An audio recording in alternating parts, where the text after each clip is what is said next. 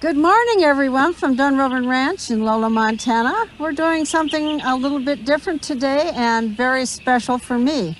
I wanted to introduce everybody to my new and our new person at Dunrovin, our new Dunrovin guy. And this is Deron Wade. Hi, how are you? I'm the Dunrovin guy. Yeah, the Dunrovin guy. This is a really talented, energetic young man. And I have to say that one of the most rewarding aspects of owning a guest ranch and doing what I'm doing with regards to all the web cameras and everything is that it brings the most interesting and fun young people into my life. And that's how I feel about you, Deron. I love to be called young. Well, that's the advantage of hanging out with an old woman. Yeah, I make an attempt. Like, actually, I just recently shaved, so because we were talking about that earlier. It makes it difficult to eat, so yes. Oh yes, it's gone. That's right. It's gone now. So yeah, I was telling him about some of the children's stories that I would read to my children about people who had very large beards. And, Roald Dahl. Yes, yes. Roald Dahl. Yeah, guy. Yeah. Fantastic. So, Deron, give us a little thumbnail of what did bring you to Dunrovin. Suzanne, you brought me to Dunrovin. I saw Suzanne Miller speak at 1 Million, which was probably 2 years ago now. Almost 2 years ago. Yeah, and she was talking about this idea of having this virtual ranch and bringing people together, specifically seniors and the senior community, and connecting on a whole another level. And what touched me was the social media side of it. And if you can hear, we have a helicopter that is literally coming right now. And that's the coolest part about what you do here, Suzanne, is you never know what is going to happen. So let me point out that it's a big helicopter and it has a hook underneath it. And we've had lightning strikes throughout the Bitterroot Valley, which has meant a lot of fire starts. Yes. And the Forest Service and the fire people here in Missoula are on it. They are really on it. They are. There was a fire just yesterday out at Mount Sentinel. Yep, right behind the university. Yep. Yeah. So, and I actually got a straight on look because I was playing some tennis. Not for long, because you never get to see a fire move that fast. So the tennis game didn't last long. We were just watching the fire. Right. But it was pretty remarkable. Yeah. So this brings up a story. Yes. Which is, again, what we're going to be doing today, because that's what I love about Suzanne, is stories. So you were asking me, though, real quick, what brought me to this? And it was that connection to story. It was this idea of a place, that you can call home, but that was on a very virtual level. And media, as much as we are connected now, I do feel that we are unbelievably unconnected. Yeah. That we are very, in many ways, isolated and alone. One of your initiatives is working with the senior community and trying to attack loneliness. Yes. And that's something that really speaks to me, not just like as an individual dealing with, a young person dealing with social media, but also just seeing loneliness in general. And I think it's something that we don't really talk about much either. I think a lot of people don't want to admit that, and especially looking at what we're dealing with right now with the pandemic. Right. Right? A lot of people with the shelter in place, we're having to look inside ourselves and really get too much of a look at ourselves, Right. You can only look at the mirror for so long. Right, exactly.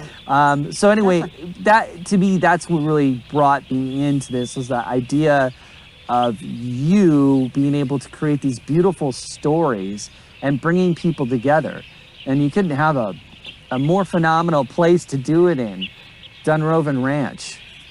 Yeah, so, it's a magical place for me, and I love nothing more than sharing it. Which is why I'd love to ask you, because this isn't just about me, this is about you. And I do want to talk about the evolution of Dunrovin. But before we do that, because it's Equine Art Extravaganza, I did want to talk about this beautiful background here that we have going on and what that represents to you. Aren't they gorgeous? It's amazing. Yeah. Well, again, I'll go back to what I started saying. As a guest ranch, you have the most fascinating, most interesting people come to your world. And I hired a young woman named Jessie Rogers, who was one of my first ranch managers, okay? And if you think I have an interesting story, you have to hear Jessie's. We have to get her over here sometime. Let's do Okay? it. This is what we do. This is, yes. Yeah. Okay, I'm going to give you a thumbnail. Okay, just a thumbnail. Just a thumbnail. Just a A thumbnail. piece. Yeah. Okay, so her mother came from very, a woman of means from New York City, and she rejected that. And she ends up marrying an equine logger out of Tennessee. Wow. Okay? So he logged with draft horses, okay? And Jessie, and I'll have to go back to check my facts, but she was either born in or immediately moved into what we would call a gypsy caravan, okay? Her father was an itinerant logger in the southeast of the United States. And her mother was a direct descendant of Samuel Colt. Her last name is Colt. Her name is Penny Colt, all right? Okay. And Penny came to visit Jessie while they were here. And Penny is this incredible artist. And one of the things that I wanted to do was to build a barrier between the road and this beautiful activity lawn that we have here. Sure. But I didn't want a wall. You know, I didn't want to say stay out. I just wanted to have a nice sort of airy barrier. Sure. Okay? So I had my ranch, my property manager, an immigrant from Romania, by the way, wonderful guy. Wow. Yeah. So he and Jessie made these scaffolding, which we are now using for the hummingbird nest. Yes, I remember that. Fence, yes. Right. And James Wassim was part of that. Oh, absolutely. He, yes. you know, poor James. He comes, walks by me, and I say, I have an idea. And he, you know, he sort of rolls his eyes and thinks, what's next? He's wonderful. Yeah.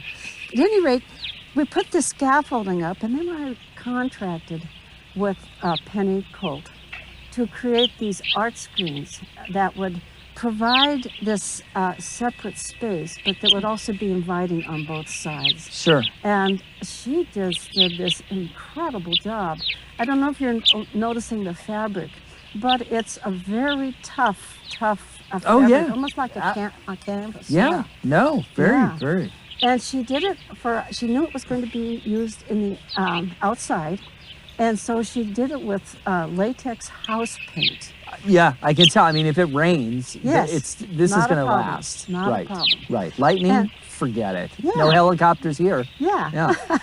Right. And so you notice that the horses run from panel to panel. The panels are in a sequence, and so it's a galloping herd of horses, and I just love what it evokes. Now, did this inspire the theme, It Takes a Herd? Or did you have an idea before that, and then she was the one who kind of brought it, just like with our photographers and artists at the EAE? No, this is actually, I've had these for about 12 years. Right, okay. So did this help inspire the theme, though, for this year? Not really. What inspired the theme was I had become involved with a Red Scarf Equestrian in Toronto, Canada, and they had introduced me to some young people with disabilities who were learning to ride with the Canadian Paralympians. And it made me understand in talking with them how important their village of support was. And this was right before the pandemic, okay? So I started understanding and thinking about how we all have our village of support. Right. You know, that none of us goes through life alone. This doesn't happen. Dunrovin's not my creation. It's a creation of many, many, many people who have worked side by side with me. And so that was in my mind. And then as the pandemic took over our lives, we started thinking, what would that mean for the Equine Art Extravaganza? We had picked a different theme. I believe it was horseplay. Right, and in the past, because I do want to talk about that, yes, about the evolution of EAE and how that started. But go ahead and Yeah, at any rate, we were focused on horseplay, and we were starting to recruit 6 artists. That had been our pattern: 6 artists painting 6 horses. But then, as it became really clear that we were not going to be able to open this year, and as it became, as we came to understand that we would have to scale back dramatically if we were going to hold the equine art extravaganza, that we needed a different format. And so, right around June, it started to form in my mind that, right now, it takes all of us working together to fight this pandemic.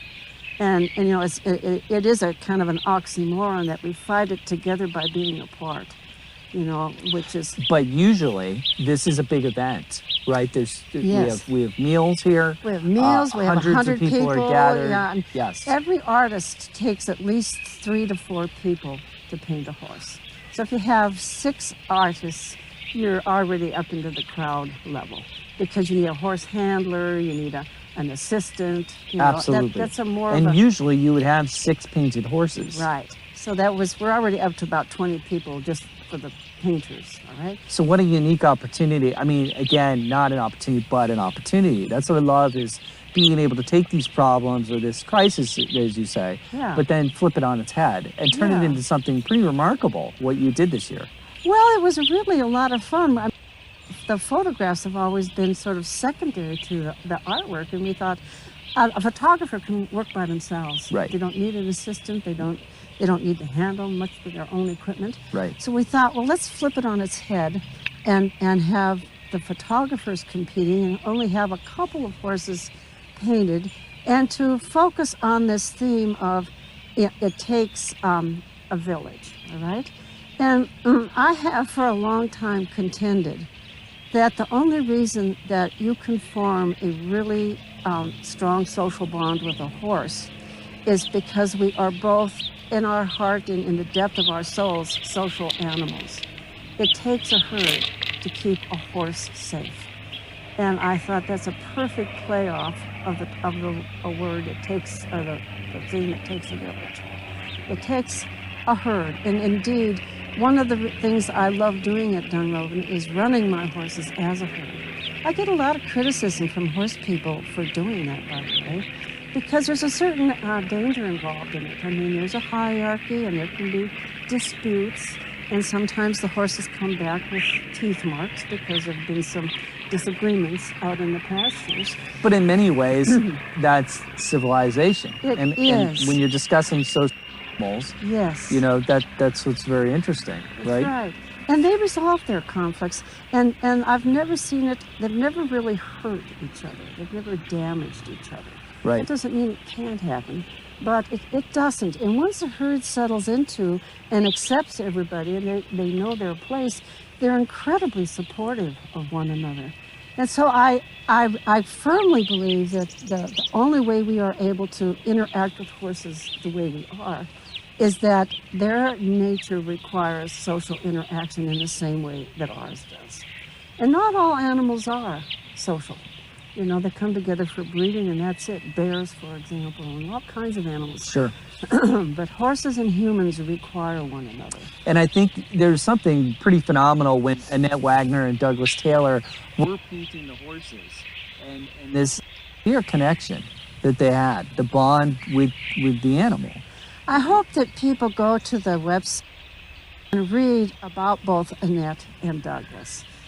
Douglas wrote a beautiful poem. And he actually is featured. Yes. In our interview. Yes, it's a beautiful poem, and through it runs a string, and what Annette does as part of her intentional creativity is use strings to bring people together. And Paula and I, as we were working on this together, and of course Paula was incredibly instrumental in what we were able to accomplish this year. I really want to give a shout out. Shout out to Paula Goldberg. Yeah, wonderful. And we'll have an interview with her shortly. We've got some surprises with Paula, so stay tuned. At any rate, it's exciting. Yeah, this concept of a string holding us all together, it just seemed like the right two artists stepped forward. It was just the right combination. And they played off each other in some ways. Very different artistic expressions, Yes. but very similar sentiments and concept of, it's the connections among people. And so speaking of connection, so you got connected with this idea of equine art extravaganza. How did this, happen? Now you have a little bit of history on who you talked to and who inspired, but we'd like to hear the story here. Well, again, I'll go back to the wonderful aspect of running a guest ranch is you end up with a lot of different people coming through. And I hired this lovely young woman named Kyla Two Bulls. And she has a most interesting history. Her mother is Lakota Sioux, and her stepfather is Northern Cheyenne. She came to the University of Montana from Lame Deer, Montana, which is in southeast Montana. And she is a Lakota Sioux dancer. She really is deeply involved in her culture, both from the Northern Cheyenne and from the Lakota Sioux perspective. And so we, of course, embraced that, and we thought, wow, this is fabulous. We have somebody who's bringing this whole new, fresh perspective. And I fell in love with her, and I fell in love with the kinds of things that she brought to us, a completely different sensibility towards horses. So much so her stepfather has developed a horsemanship program called Medicine Wheel Horsemanship. Wow. Yeah. And of course I wanted to experience this, so I went back to her community with her for Thanksgiving, which is a whole nother story. Love wonderful, that. Wonderful story. Another interview. Yeah. But she started painting horses in the Lakota Sioux tradition and started explaining to us. We held some children's camps, and we started collaborating with the Cayo American Indian Club at the University of Montana. We went to their powwows, and we incorporated their work and art out here. We had teepee building, and it was just a wonderful thing. And that painting of horses, I could see what it did to people. Right. I mean, the horses enjoyed it, and I could see that there's a certain kind of interaction when you are with an animal and you're adoring it. You adore it, and then you adorn it. We all adorn the things we adore. And wouldn't you say that there's a big tie to the power of story there? Absolutely. Right? Absolutely, there's a big tie. I mean, they painted their horses to reflect what was happening in their tribes. Right. And so this storytelling through horse painting really became a bit of a focus out here at Dunrovin. And we had international students come from the University of Montana, and we would get out a couple horses and have face paints that they could use to paint on the hide of a horse. And the more I participated in this, the more I understood that through that process, their fear of horses. So I had a group of Asians, for example, who had never been near a horse, who were quite afraid of horses, big animals, just completely unaccustomed. And you put them out there with hand paints, and pretty soon there are hands all over the sides of the horses, and they're coming to bond with the horse because the horse loves the touch. They're able to touch the animal, they're able to feel the spirit. Yes. It's fantastic. Yeah. So it was a way of bringing horses and people together. And so then I started experimenting with, what about bringing out a professional artist? How far could we take this? Sure. And thus was born the Equine Art Extravaganza. It's a way of our celebrating the incredible relationship between horses and humans. There's a saying that as man walked, along the road of civilization, next to him was the hooves of a horse. They made it possible. And again, I just want to keep going back. I love, again, the fact that we're dealing with a pandemic right now.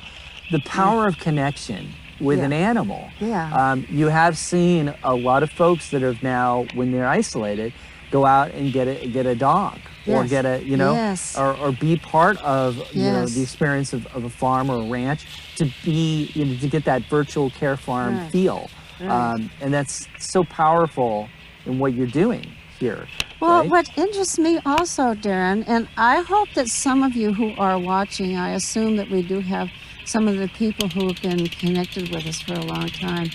I did not understand that any of this would translate virtually. It never occurred to me, animal, by watching it daily, by being part of its life, even through the miracle of the internet.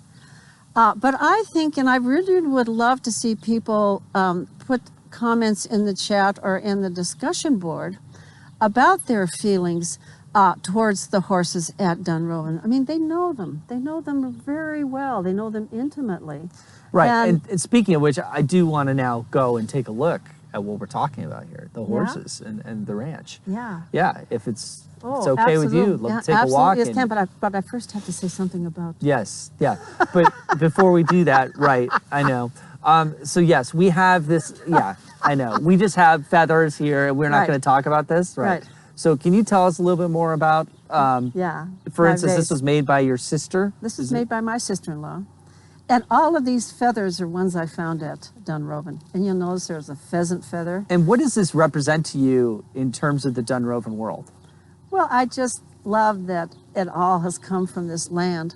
And I have to say that never before living at Dunrovin have I invested in a piece of property, in a piece of land, in a landscape. And I've come to understand the incredible meaning that that has. Place, And place, and story. And, yeah. Again, so important. And I believe that many of my the people who live with me here virtually, my friends, and I consider you all my friends, dear friends, I believe they feel that as well. Yeah. In fact, I know that they do, and that's the magic I think that has happened here. And again, it's not my creation; it's our creation. They worked with me to do all Yeah, this. absolutely. Yeah. Absolutely. So you want to go meet some of my I do. I animals? want to see the place, the heart, if you will, Okay. and then I do want to talk to you as we're moving forward here. So, what inspired this? You lived in Alaska I did. for, and am I correct?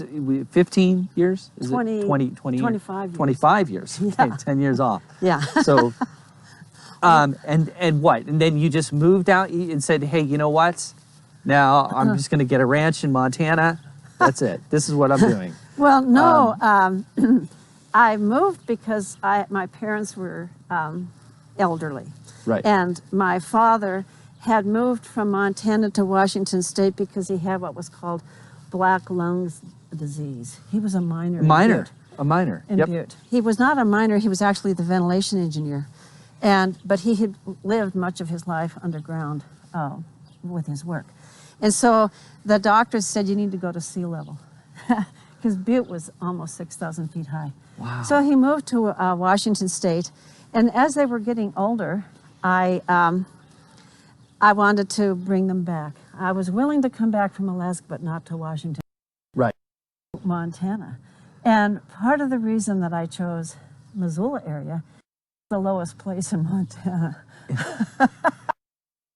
It is. True. It's Yeah. one of the lowest places in Montana. And my husband and I had met here in the Missoula area. So I started looking for property and I ended up finding this little piece of paradise along the Bitterroot River. I brought And were my you parents planning, back. and it was just like, okay, now you know what, I'm going to retire. And this is, I'm going to get some animals. We're going to have horses.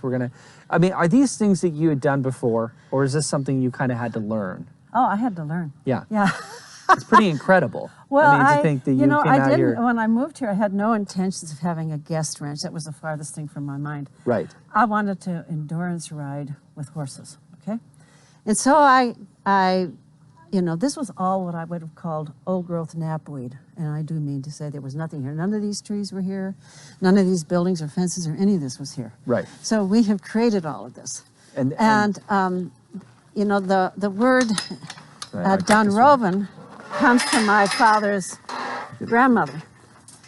And she had said at one point in her life, that she came back to Montana. She never moved, and she was here to stay. She was Dunrovin. So Love the story, by the way. I loved that story, that she's just Dunrovin, she's done. Yeah. And God, she went through so much. I mean, Yeah. she raised the whole family, everything. Oh. She was the one, she was like the Yeah. strong woman. Very strong woman. My great-grandfather had come to Montana to mine for silver near Great Falls. Made a lot of money and took his family back to the Wisconsin-Minnesota border. And he proceeded to be risky with his money and lost it all in a Cuban sugar deal, okay?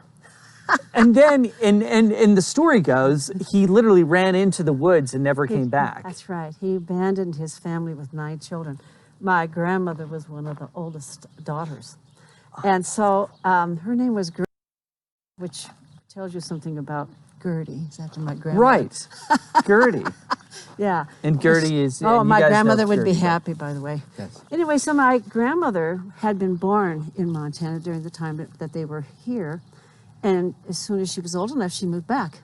And she married my grandfather, who had come earlier in the 1860s to Montana to escape the Civil War, in fact. And so she married him, and as soon as my great-grandmother fledged her last child, she came to Montana to live with my grandmother. And they built this cabin along Carpenter Creek, and this is where my great-grandmother tacks up this sign that says Dunrovin. Dunrovin. And I played in that cabin as a child with my grandmother. I spent many summers there, and I spent a few winters there. And my grandmother and I were very close. She was very outdoorsy. My dad was very outdoorsy. My father on a ranch, and she had lost her husband. So it was my great-grandmother, my grandmother, and my father's oldest sister that raised him partly on a ranch and partly in Great Falls. Wow. Anyway, strong women, outdoors women, you know, just wonderful people. And I just loved the whole concept of Dunrovin and being that invested in a place. And the idea, exactly. And that idea of place, I can imagine it probably was inspired from that, because she's Dunrovin. Yeah. She's finally here. Right. We're here today. Right. And how symbolic, you know, that's Right. kind of come around to Well, what you've created, what we've all created here today. Yes. I took that with me my whole life. You know, I thought about Dunrovin, and when I came back, I had the great pleasure of bringing my father back. Now, my father had Alzheimer's at that point. And what's interesting is when I was a child, whenever we left Montana and came back in, my father, I'm not kidding you, by the way. Oh, my no, I father know you're would not. get us out of the car and line us up, and we had to kiss the ground. We were back in Montana, okay? Wow. It was a joke, of course. Yeah. You know, and when you're a child, it's way fun. As you get to be a teenager, you think, oh, I'm not doing this, you know? I mean, look at these people passing by. Are you kidding me? Are you I still kidding me? kiss the ground. I mean, I'm pretty happy to be living here. So I brought my father across the Montana border for the last time, and he couldn't get down on the ground and kiss it, but he bowed. And I have the photos of my elderly parents bowing their last time. Oh, that's beautiful. It is. Yeah. So one of the big parts of the place, right, that we're talking about, your Dunrovin, is the animals. Yes. Right? Yeah. So here, is this Lewis? Yeah, this is Lewis. Captain Lewis? Good for you. How did you know that? And then we have Can you tell the difference between Lewis and Gertie. Clark? Can I tell the difference between these? No, I mean, they're both. So we have a pony, we have a donkey. Well, Lewis is the one that has Right. white on his eye. All right. Oh. Okay, Clark does not. And tell me about the white on his eye. Is Well, there it's just you his- know, they it's both his- have white blazes. It goes all the way to his eye, whereas Clark's does not. That's your clue. Okay. That's- Yeah. I knew that already. Yeah. Well, you got Actually, no, it's all this talk of bonding an animal. I just felt this is Lewis. Yeah, this is Lewis. It And speaks to he's me. been on a diet for some time, and now we have to start fattening him up again. He was too overweight, and you really had to be careful with ponies and donkeys because they are prone to eat anything that's not walking. Now, is he full grown here as a He's pony? full grown. He's a half Haflinger horse and half Shetland pony. And a Haflinger horse He's is... done with this interview. Oh, yeah, he's done. Yeah. He's whatever, you got my name, I'm out. I'm out. I'm done. Yeah, he's looking for scraps. And here we have Gertie. And, Hi, Gertie. Gertie is, of course, named after my grandmother.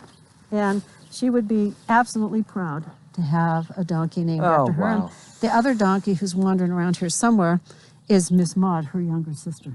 Yes. Yeah. And Maud is, and talking to James, Maud Muddy Brown. Yes. That's right. That's kind of how the name came about. Okay. And then if we go over Suzanne just real quick, because again, one of the parts of Dunrovin is obviously Dunrovin Ranch. And one of the exciting things is all the animals, all the horses here.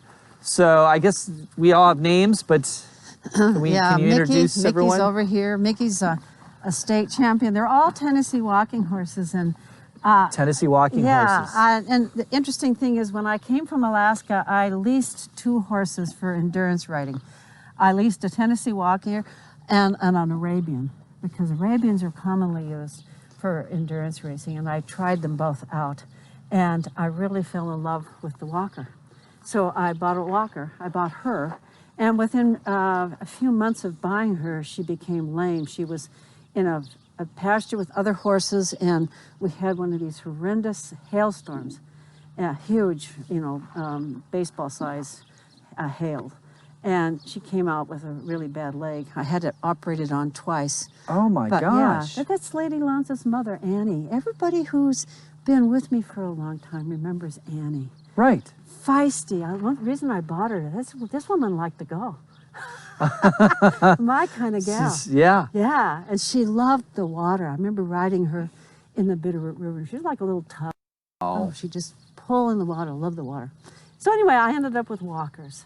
And I love walkers. They're smooth, they're kind, they're just really a good group of horses. And you do teach riding here. I do. This is also so right. If someone was interested, if you're watching this and you want to come out to Dunrovin Ranch after the pandemic, obviously. Yeah. So here comes the other diva. I mean, she's, look at like right here. Yeah, that's right. She interviews, she likes to do interviews. She's a celebrity. Yeah, she's a celebrity. Yeah, this is Miss Maud. Yes. Yeah. Also known as the Donkey Diva. The Donkey Divas, yeah. The Donkey Divas are our mascots. They get dressed up and they go to assisted care facilities. I've had them in schools. They've been in parades. They're women about town. They like hands. They like to be loved up. Yeah.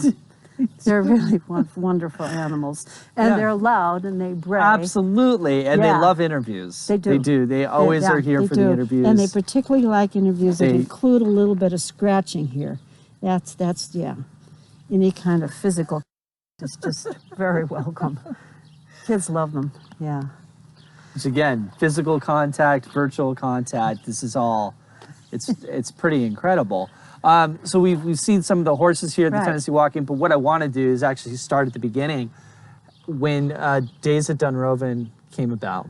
And that would be at our osprey nest, right? Yeah. Do you want to go over there? So let's go over there. Yeah. Let's take a look. Let's see if James, the magic tech guy, can keep up with us. Yeah, James, we'll go slow. Okay, we're going to walk slow, see if James can keep up. So you had the ranch. Right. You have all the animals, and then when did this idea come to you? This is what I'm going to do. I'm going to create the virtual ranch with cameras, and I'm going to try this out. I'm going to make this happen. Well, it never ever came to me. It was, completely inadvertent. I stumbled into it, and it's the science. How do you stumble into that? I have an acute sense of curiosity. Right. And you're a scientist. I'm a scientist, a mathematician. My husband's a wildlife biologist. And we have a long, long history of wildlife research. So the University of Montana was doing a water quality study, and they were using ospreys.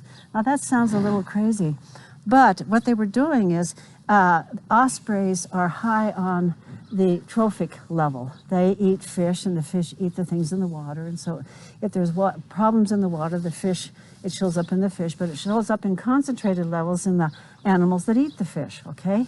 So osprey chicks are fed only fish from the local area. The adults not so, because they migrate in. But there's a period of time where you can capture those little chicks and take some blood samples, and it tells you a great deal about what's in the water where the fish came from. Right. Okay? So that's basically the science project that started. And they were looking primarily at the Clark Fork River. But they wanted to control a river that was not downriver from Butte, Montana, where all the pollution was, right? So they came out. We had an osprey's nest that had been here for many, many years on an electrical pole. And they came out and said, could we put a web camera above your osprey's nest? Because they wanted to document the species of fish and the number of fish that came into the nest. That's really all they were interested in. They weren't interested in watching the osprey as much as they were counting and identifying the fish that came to the nest. And so I said, well, absolutely, this sounds like a heck of a lot of fun. I mean, I had always loved having the ospreys here. And every summer, you know, we would kind of wait till you could see little heads pop up, you know, because it was just, it was really fun. I mean, and the sounds of osprey are just part of this place, you know. So we put this web camera up, and my goodness, it was fun to watch. I mean, it was way more fun than I anticipated it being. And that first year, the camera was a bit crude, and we didn't even broadcast it anywhere. And what year was this? This was 2011. 2011, okay. And then by So 2012, Cornell University asked if they could broadcast our nest on their All About Birds website. We had 800,000 people watch. 800,000 people. Unbelievable. Unbelievable. Yeah, from all over the world. And at the end of the osprey breeding season, I went to turn the camera off. And by that time, we'd gotten a nicer camera. It was better, easier to manipulate. Right, but you're like, you know what, the project is over. Yeah, I'm not a tech savvy, you know, I'm not into this. Right. Who's going to watch a camera? Right. This. Yeah, turn it off. Right, turn it off. Right. And what happened? Well, I got all kinds of emails and even phone calls and letters saying, you know, we've been watching your ranch behind the web camera, and we would love to continue to watch your ranch. And, you know, at first, I just didn't understand it at all. I mean, why would anybody want to watch my ranch? It just didn't make sense to me at all. Right. But then I became really ill. You know, I had a blockage of my digestive tract, and it took 3 major surgeries in 4 months, and I was on my back in my living room. So I started tweeting with these people. And my goodness, it was fun. It was way more fun than watching TV. Absolutely. Yeah. I mean, you know, just here being we were able all to connect watching with someone and talk to someone during something like that is great. It was really fun. And, you know, at that time, we didn't have the multiple cameras. We only had the one camera. But that osprey's nest, if you've ever looked at it, is really a condo. So even during the winter, there are lots of little birds there. Right. And we were watching the little birds, and we could maneuver the camera to watch some of the horses, and I would tell people which horse was which and what we did, and it just grew from there. I mean, we all became sort of enamored, and I have to say that I just had this wonderful relationship with some of these people that stuck with me through all kinds of crazy experiments. Yeah. You know, because I didn't want this to be kind of a one-way street. I wanted to know them in the same way that they were coming to know us here. And that's what I love about what then evolved into Days at Dunrovin, is the idea of then being able to create a chat group and a community and being able to talking about what's going on at the ranch. And we tried to do things that would bring them to us. I did front porch interviews on the phone with people, and everybody could hear. Right. One of the ways you describe it is the cyber front porch. Yeah. And the idea of the front porch really came around, because everyone here feels like a neighbor? Is that the... Yeah. I gave them phones to text, and when things would happen, I mean, we had this one time when one of the chicks tried to fledge and ended up on the top of the roof. This is during a wedding, and so they text my son to look for the chick when it flew off from the barn into the forest and disappeared. Everybody was worried about it. So my son's out there during a wedding looking for the chick, and pretty soon the wedding folks are looking for the chick. Oh my gosh. It was hilarious. I mean, those are the things, that spontaneity. You never know what's going to happen. I mean, that's the interesting thing is I think sometimes when you see this, because you have such professional cameras at this point, you have a tech, you know, James our tech guy, is amazing, right? Yeah. But before any of that, even, I mean, just, it's always unplanned. You don't, sometimes this can feel like a camera set or something, and I just want the viewers to know, no, we don't know what's going to happen. Maud might show up. And might not. And I know my husband's going to let those dogs out any minute. Yeah. Right. Yeah. So, but I love that because it's just this constant, we don't know what's going to happen. Well, I want people to feel like they're right here with us. Right. You know, that this is just the way life rolls. And of course, this is a really different summer because we're closed. Normally, there'd be rides coming and going and all of this going on here during the summer. But still, Suzanne, you're able to figure out a way to create that connection, you know, which well, is it's important awesome. for me. I can't believe how important it's become to me personally. Yeah. You know, that this means an awful lot. It really is. It is your life. It is. And that's something that your viewers should know. I mean, this isn't just a job. This is what it is. This is life. Yeah, it is. And, you know, I think... For everyone here, too. James actually lives right on the ranch. He does. Right? Yeah. You're here, Ashley, Colleen, a lot of the, you know, that we introduced for the Equine Art Extravaganza. Yeah. Yeah, I mean, it is a family. It is. In many ways. It's a real community, both on-site and online. And I like to think of it as a melded community. And I think this in part happened because when I saw it happening, I myself didn't believe you could create meaningful relationships online. And that came in large part because as a mathematician, biometrician, I spent an awful lot of time behind computers, huge amount of time. I grew up with computers. You know, I started punch card days and ended up with the internet, you know? And so I tried to keep my kids off of the internet thinking it was, look at, she's just right back here. Little spot right there. She likes that spot. She's not shy about telling you where to go. Anyway, I had to convince myself that this could happen. I mean, I was very skeptical because, you know, I kept my kids away from the internet thinking this is a very isolating thing to be doing. And I think a lot of traditional social media is kind of isolating, in part because you don't have control over it. You know, I mean, Facebook does what Facebook wants to do. And in the Facebook world, you are viewed as a piece of data for sale and for advertising. And I can speak, I do feel like there's a real sense of narcissism that goes into that, just being able to share your world, but not even wanting just looking at how many likes you're going to get or how many comments. Right. But you're not really interacting. You're not, and I have noticed with Days at Dunrovin, we're talking about Maud. We're talking. There's conversation. Yeah. You've created a real great dialogue. Well, what we have is a place in common. Right. That's what this has been and you know, friendships form by spending time doing things together in a place. That's the bottom line. Sure. And so, yeah, I think there's some wonderful aspects to Facebook, and I love certain parts of it. Mm-hmm. But there are parts of it that are very isolating. It seems competitive, that you're trying to show the world that you're, you know, the best parts of your life, not just the daily parts of your life. And that's limiting. And then, you know, the fact that, you know, Facebook just changes everything overnight, you know, if they want to. You're not, you have no say. So with Days at Dunrovin, though, it's a place, and you can also chat, and you have access to seeing, you know, how many cameras do you have? We have 5 permanently installed. One that rolls around, we call it Rosebud. It's on a wagon. Beautiful name. Well, you remember the Rosebud, the sled. Oh, yeah. Yeah, right. Yes. Right. Yeah, Citizen Kane. I'm not that young. fortunately. Yeah, right. Yeah. Okay. Yeah.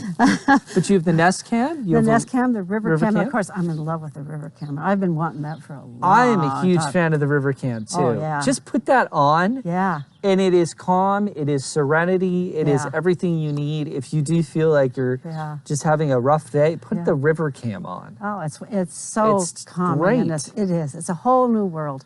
And the first year we put it up there, the river froze several times, and I just loved watching that process. Yeah. Freeze and thaw, and it's got this whole ecological system Yes. down there. It's really wonderful. It's a privilege to live on a river.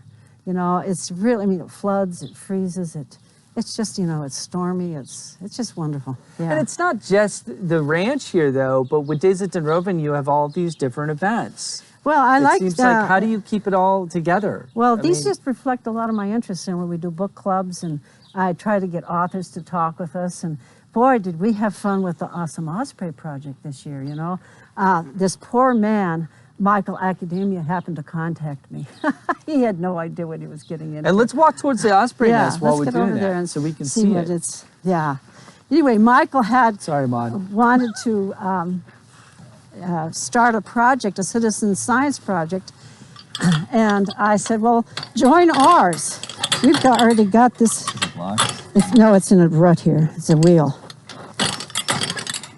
Got to go down. Push the gate down. Yep. There you go. Yeah, we need to fix that. Anyway, Michael has just done us a huge favor and he's just opened up more doors about the osprey than I possibly could have. He has been such a delight to work with. He is now at the College of William and Mary. He's a graduate student there. Yeah. And I have fallen in love with this guy. He's the same age as you are, and I just can't say how much. And he doesn't look it. Looks like he's 22. I know it. I know it. And he's just so enthusiastic, and he's so bright. And one of the great things with the Awesome Osprey Project, every week you can tune in, you get to watch over 12 different nest cams all around the world. Right. United States, Canada, he lined Finland. all that up. Yeah. He did all that. Unbelievable. But then to be able to talk to an expert about this and what's going on and ask your questions. Right. And he is there for you every week. Yeah, he's on all the time, and he's giving us such good information, and he's going to publish all this, and he's going to keep us informed. And that's at the annual Raptor conference. Right? Yes, exactly. And I don't want this to stop. Yeah. I know. I mean, I really I want to get this to the point where this is financially stable, so that we can have Michael Academia working with us and not just what a name. I'm sorry. Academia. I know. Can't help it. I know. It's true. Incredible. It is. So, but what I'm hopeful is that we can grow this from looking not just at ospreys, but we had Ruby and Luke move in this year. That little Kiddick red-tailed hawk. Sure. And they're pretty faithful to nesting areas.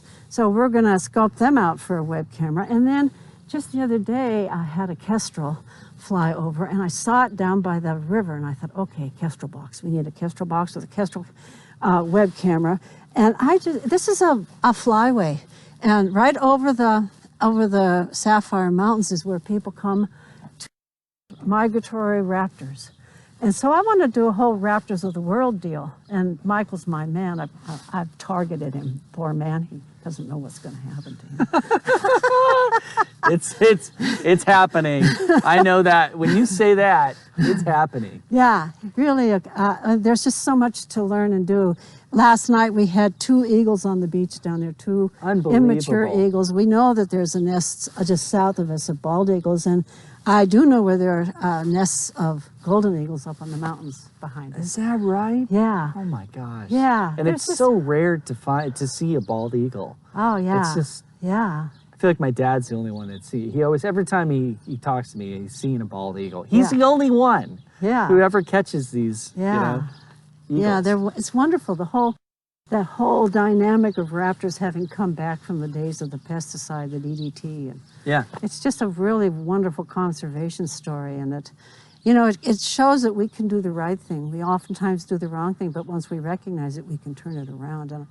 And I think that's a really important part of what we're doing here, is all of us are learning together. You know, Right. This is where we bring in experts and we read books, and all of us are learning how we can take better I mean, it care really of our is, land. in many ways, kind of an outdoor museum feel. It is. I call it an I'm- outdoor television studio.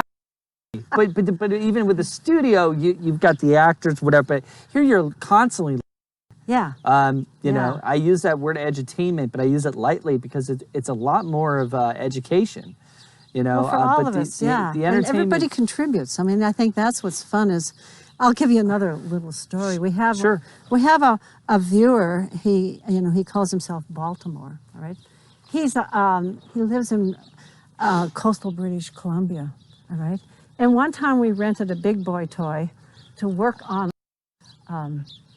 nest, and this was pre-James. James is a really cool guy. We didn't know what the heck we were doing. We got it stuck. Right. Okay, we got this big boy toy out here and it's all stuck. Well, Oriole was the one who helped us unstick it from British Columbia. He's giving us advice. We're talking to Unbelievable. him. I mean, there's just a real rapport. And people have, sent us money to buy trees and plant them in the honor of animals. Sure. So Dunrovin is no longer my ranch. It's our ranch. Right. It's our place. It's our place. It's our right. place. Right. Yeah. What made you decide to put the nest here and the nest? Well, the cam? nest that I didn't. Yeah, I know. The right. Yeah. What I meant is the camera. But yeah. That's- Well, the nest. you don't tell Harriet where the nest goes.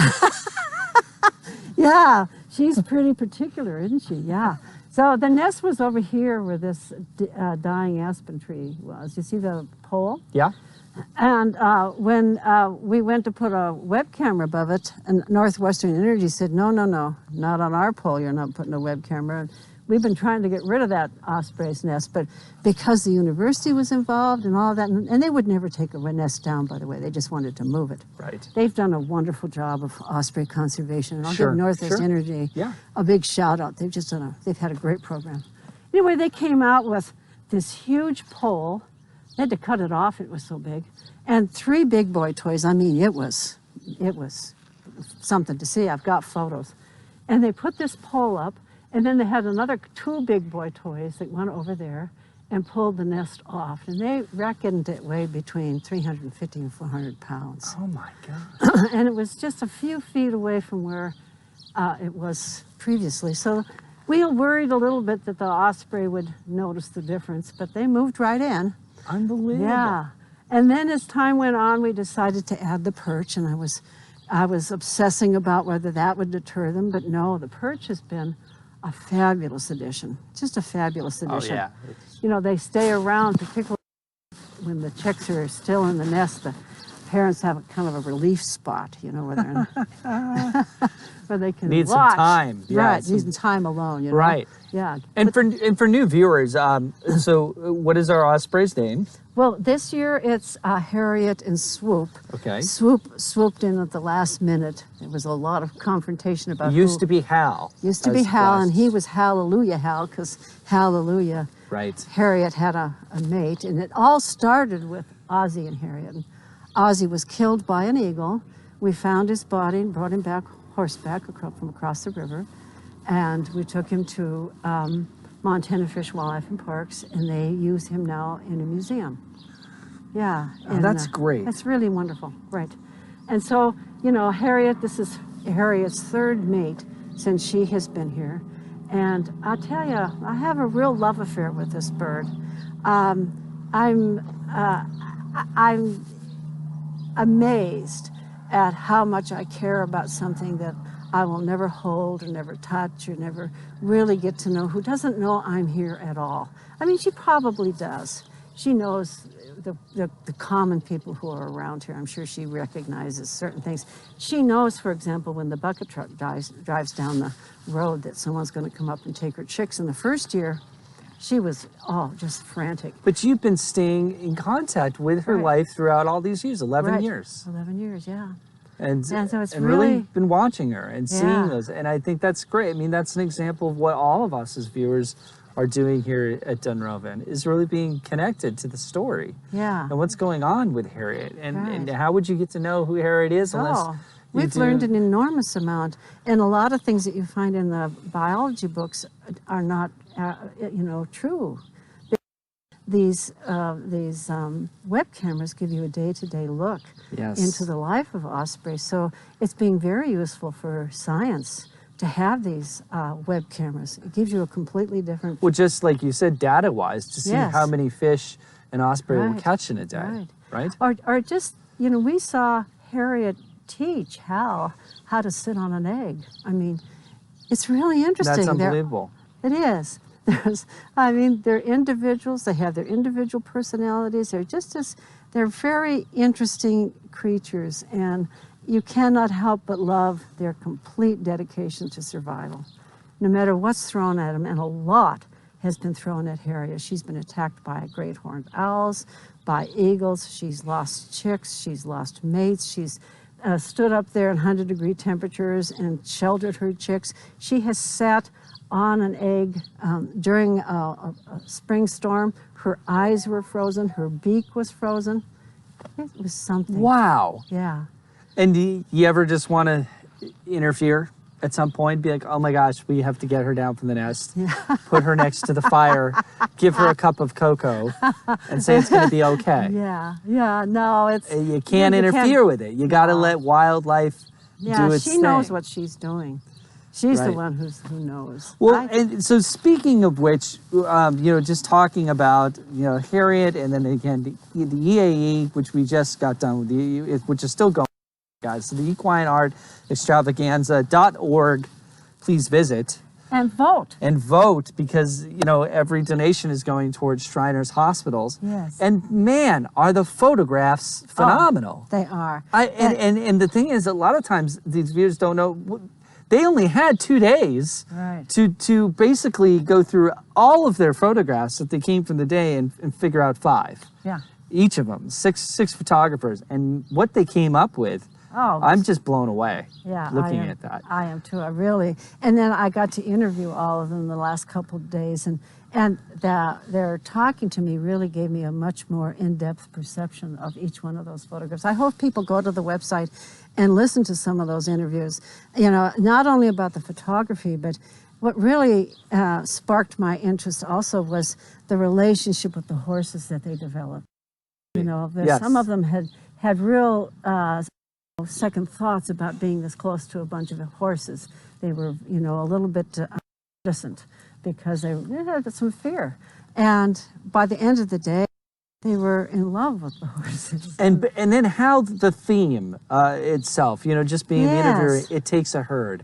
And how at the end, we got to see all of the photographers and the artists. Right. Everyone just kind of came together as a herd. Yes. That was unexpected. It was very unexpected. It was magical. And it really spoke to me that when you bring people together with common purpose, and I think that's what this world needs more of. And I really hope we can move that sentiment forward at Dunrovin and Days at Dunrovin and create some projects where we're all working together, because that's the magic, is when we're all working towards a common purpose. And with the magic, so Friends of Dunrovin. Yes. Right? An initiative that came out of basically being able to provide, a charitable nonprofit organization that can do some of these things. Yeah. Can you just tell me a little bit about that, how Friends of Dunrovin was inspired? Well, I wanted to be able to use the resources at Dunrovin, both on-site and online, to raise money for nonprofit causes. I didn't want to create new programs. I wanted to support programs that were already in place. And when my mother-in-law died, I loved my mother-in-law and my father-in-law, wonderful people, incredible people. They left us all a small inheritance. And both my father-in-law and my mother-in-law were people really dedicated to public service. And so I used that money to create the nonprofit Friends of Dunrovin. So it was I did it in their honor in many ways, because I wanted to have a conduit where I could invite people to the ranch, and we could use the ranch resources and the online resources to help nonprofits that really promote community animal or human well-being, that support people who are in need or animals that are in need. Yeah, I love that. Fostering health and well-being of people, animals, and nature. And nature. That's what this is all about. People, animals, and nature. Right. It kind of takes it to the next step because Days at Dunrovin is your virtual community. Right. And this is where I can actually go onto the website, daysatdunrovin.com, and I can be part of, your service, the subscription service, which is nothing. It's $8 a month. $8 a month. I mean, I pay less. I pay more for a Subway sandwich. Yeah. For one time than I would to be connected with a place on and that is consistently. That's another thing. Once I'm part of this, it's $8, and then I get to communicate with, and I get to meet new friends. Yeah. And I get to be a part of all of these different events, right? On top of that. And, we did this subscription model for a couple really important reasons. I didn't want to take the Facebook approach and use advertising. I didn't want to subject to advertising. No, it's not a good model. I don't want to be thinking of them as consumers. They're not consumers to me, they're friends. Right. And so the other thing is the $8 a month is enough of a barrier that, internet trolls and bullies aren't going to hang out and cause trouble. And, part of what we do is create a really strong culture of respect where everybody knows that whatever they say on chat, people are going to be gracious and understanding and thoughtful about their responses. Yeah. So, and so with that, basically respect, dignity, honesty, compassion, all these wonderful things that we need right now in the world, a lot more of. I won't mention names. But having a place like that, Suzanne, I guess, for Days at Dunrovin, Friends at Dunrovin, what's the next step? Where are we going from here? Well, I really hope to raise some financial support so that we can take this to a wider audience. I am particularly interested in people who are homebound. I mean, this is where it kind of started for me. When I was confined to my living room while I was sick, this meant a world to me, just a world. And I can see that if you are able to bring people together in a common place on the internet, that opens up doors of understanding and it opens up avenues of meaningful relationships. And I in the future foresee, doing things like, this sounds crazy, but think of a friendship app just much like you have a dating app, where you ask people what are their interests, and you help them find friends on the internet that share those interests, and then you have a place to actually communicate and pursue those interests. So my vision is really to have a member-driven community, and I think you can on the internet do everything that you could on a physical community. And part of the magic, I believe, for Dunrovin, we have this place, and the animals. The animals and the place, and I see place providing several really important aspects. One of them is people come to feel familiar and they let their guard down. Once you feel familiar and you feel that you belong to a place, you're more open and more available, emotionally. And then the fact that we have a place means we can have our cameras rolling 24/7. There's always something going on with the flying squirrels at night, the deer at night, the raccoons at night. So if you are lonely and home alone and it's 4 in.the morning, you can still log on and find something. And you can see something that's happening. See something that's happening. Ranch. You see the moon over the river, or maybe it's a snowy night and all you're watching is the snowfall. But it's a sense of familiarity, and more than likely there might be somebody else there who's lonely, and you can spark up a conversation. I'm thinking about all of us right now in the pandemic, not just sheltered in place, but the senior community homes, where we're stuck inside and we might not be able to see our loved ones. This is a great opportunity to be able to really reach out to a place and feel connected and meet some new people. Well, and the other thing is that, you know, a senior in a nursing home can be connected to this place, and so can their family. I know we have families who use this as a central meeting place. Yep. So again, it's that sense of place. And then the fact that we have a place means we get to do crazy things. Right. And I love Right. crazy things. I know you do. And Crazy but inspiring, fun, but fun. So last winter we did an ice sculpture, and James That's just did a incredible. way fun job of that, Yeah, yeah. And we did the traveling Christmas tree, the tiny little tree that moved up and down the river. And my husband's out there in a canoe in a snowstorm moving my tree, and And it's seasonal, Oh, yeah. because it's Montana and we Right. have seasons. Right. So you have to Right. complement the seasons. Right. Sometimes we're dealing with 21 below degree weather. Exactly. Sometimes we're dealing with 5 feet of snow. Right. It's like, how do we? You just have to roll with it. We got to roll with it. Right. So, all right. Well, I want to say thank you so much for taking your time today to do this. Well, This has I been want to great. thank you, and I want to turn the tables here soon. Yeah. I want to hear your story, and when you come, I want you to bring your guitar. Yeah, it's I do wonderful. love playing guitar. Yeah, and but you- I do want to basically say what I thought was great about the Equine Art Extravaganza.